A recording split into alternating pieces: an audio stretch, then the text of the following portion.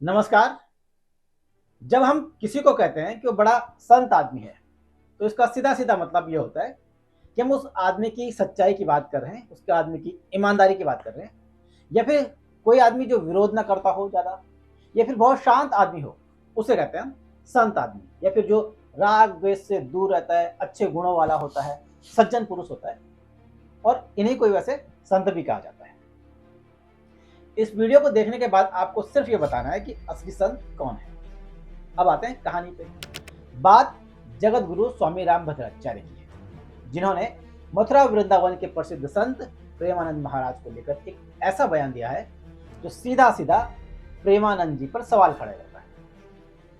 NDTV को दिए एक इंटरव्यू में रामभद्राचार्य ने कहा, प्रेमानंद महाराज सच में चमत्कारी हैं तो मेरे सामने संस्कृत का एक शब्द बोल के दिखा दें। जो संस्कृत श्लोक मैं बोलूं या तो उसका हिंदी में अर्थ बता दें, तभी हम बोलेंगे कि वो चमत्कारी है। ये बयान संत प्रेमानंद महाराज के भक्तों को चुभ गया है।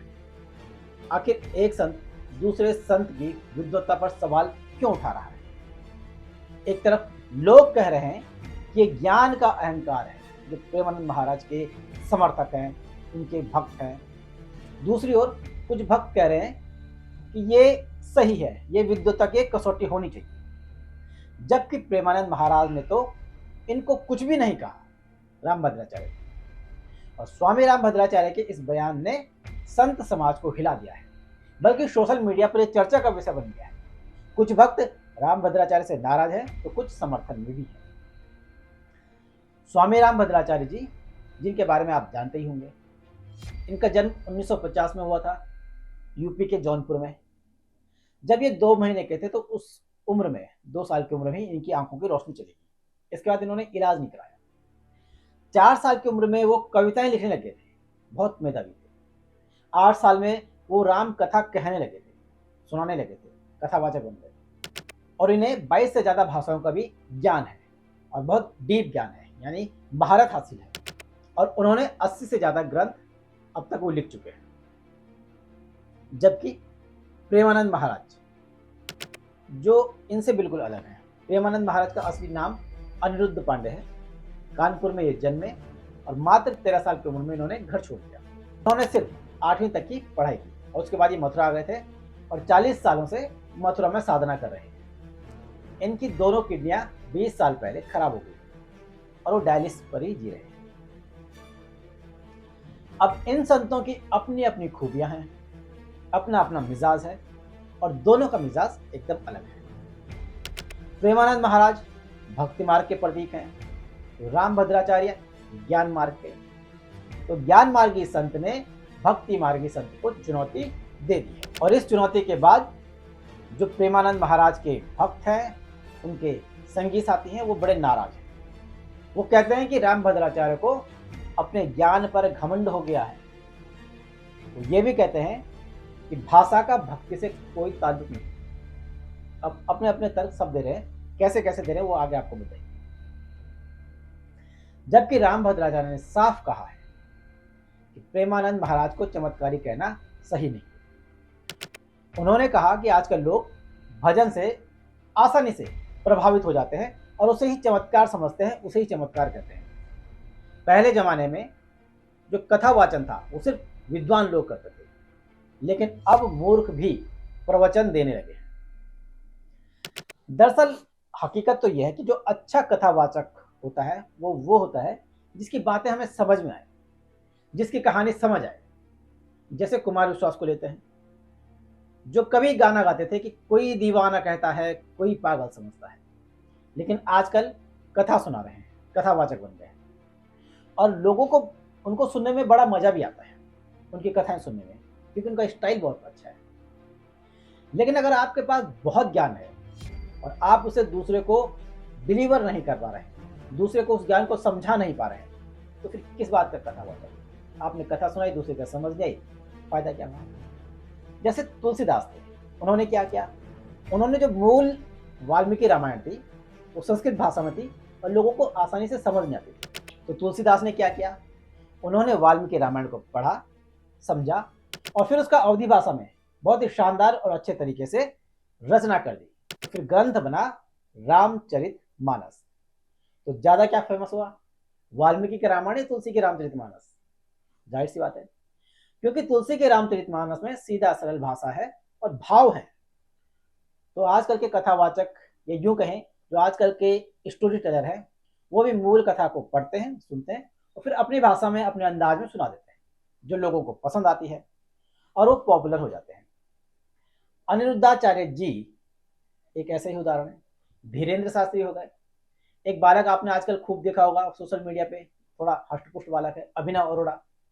ऐसे बहुत सारे लोग हैं जो सोशल मीडिया में हिट हो गए हैं, वायरल हो गए हैं और लोग उनको सुनते हैं, उनकी कथाएं उनको पसंद आती हैं, उनकी बातें उनको पसंद आती हैं। अब शायद इन्हीं लोगों को सोचकर, इन्हीं लोगों के बारे में रामभद्राचार्य ने कहा होगा कि जो कथावाचक पहले के थे वो विद्वान होते थे, लेकिन अब के कथावाचक मूर्ख है, मूर्ख भी प्रवचन देने लगे हैं।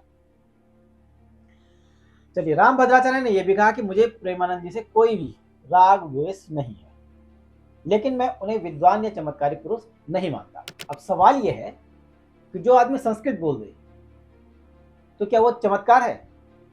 हमारे हिसाब से तो चमत्कार नहीं है भाई। वो आदमी अच्छा ज्ञाता हो सकता है संस्कृत का, क्योंकि संस्कृत एक भाषा है, जिसे आती है अच्छी बात है, जिसे नहीं आती तो सीख सकता है। लेकिन चमत्कार वाली बात नहीं है कि जिसे आ गई वो चमत्कारी हो गया।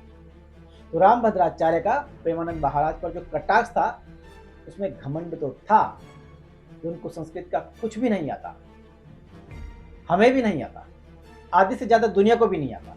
तो क्या आधी से ज्यादा दुनिया मूर्ख हुई है और आप ही सिर्फ विद्वान बचे? वैसे रामभद्राचार्य टाइम टाइम पर विवादों में घिरते रहे, कई बार ऐसे मौके आए। एक बार उन्होंने डॉक्टर भीमराव अंबेडकर पर भी यह बयान दिया था। उन्होंने कहा कि अंबेडकर को संस्कृत का ज्ञान नहीं था, इसीलिए उन्होंने मनुस्मृति को जलाया। लेकिन अंबेडकर का ज्ञान देखिए, जिस आदमी ने पूरा संविधान बनाया, उसको आप मूर्ख नहीं कह सकते। रामभद्राचार्य जी महिलाओं पर, समलैंगिकों पर भी कमेंट कर चुके हैं। उन्होंने भगवान राम की उपासना न करने वालों के लिए एक बार जाति सूचक शब्द का भी इस्तेमाल किया। वे खुलेआम बीजेपी और हिंदुत्व के समर्थन में बोलते रहते हैं, तो यूं कह सकते हो मोदी समर्थक हैं, और इसीलिए रामभद्राचार्य पर सवाल उठ रहे हैं कि उन्हें अहंकार है। कुछ टाइम पहले उन्हें सागर यूनिवर्सिटी में डीलिट की मानद उपाधि देने का फैसला हुआ।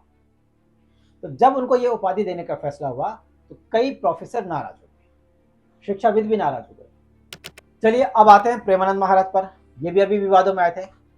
दरअसल महिलाओं का कैरेक्टर असेसिनेशन करने के चलते प्रेमानंद महाराज का नाम विवादों में आया था, जिसके चलते प्रेमानंद महाराज की भी खूब आलोचना।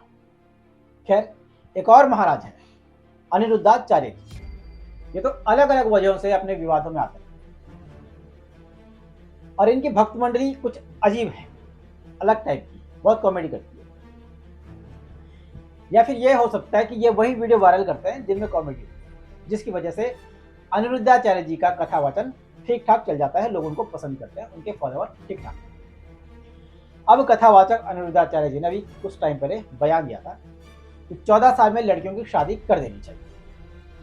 अब इस बयान पर रामभद्राचार्य ने नाराजगी भी जताई और कहा कि आजकल कोई पढ़ा लिखा नहीं है, ऐसे बोलने वाले संतों में से किसी ने भी यूनिवर्सिटी का मोह नहीं देखा।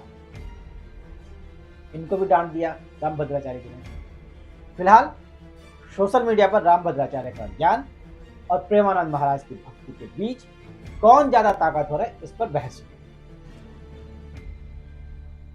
बहस यह है कि भक्ति से भावनाएं जागती, लेकिन सच यह है कि भक्ति से भावनाएं जागती हैं, ज्ञान से तर्क। और शायद यही संत की परंपरा की खूबसूरती भी है। इनमें मतभेद होते हुए भी दोनों जो रास्ते हैं, भक्ति मार्ग और ज्ञान मार्ग, समाज के संतुलन को देते हैं, समाज के संतुलन को बनाए रखते हैं और सही दिशा में ले जाते हैं। भारत की संत परंपरा में मतभेद कोई नई बात नहीं है। शंकराचार्य से लेकर कबीर, तुलसीदास तक विचारधाराओं की टकराट हमेशा ही होती रही है, बस बहस नया रूप ले लेती है। अब आप बताइए, आपने पूरी कहानी सुनी। शुरुआत में जो हमने सवाल पूछा था कि असली संत कौन, कमेंट करें। नमस्कार।